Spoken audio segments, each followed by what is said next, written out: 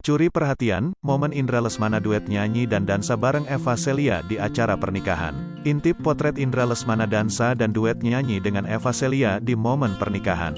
Musisi Indra Lesmana telah melepas putrinya, Eva Celia, yang menikah dengan Demas Narawangsa. Pernikahan tersebut digelar pada Jumat tanggal 3 Juni tahun 2022, kemudian dilanjutkan acara resepsi.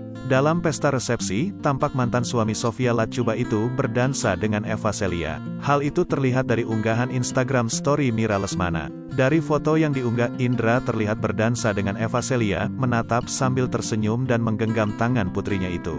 Father and daughter dance, tulis Mira Lesmana dalam keterangan fotonya. Tidak hanya berdansa, Indra Lesmana juga tampak duet bernyanyi dengan Eva Celia. Momen ayah dan anak kandung itu diabadikan dalam foto yang diunggah akun Instagram @thebridestory.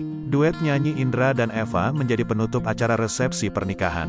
Pada malam itu, mereka mempersembahkan lagu berjudul Love You Inside Out. Sebagai informasi, Eva Celia merupakan anak dari pernikahan Indra Lesmana dan Sofia Latjuba. Sofia dan Indra menikah pada 1992, tapi akhirnya cerai pada 1993.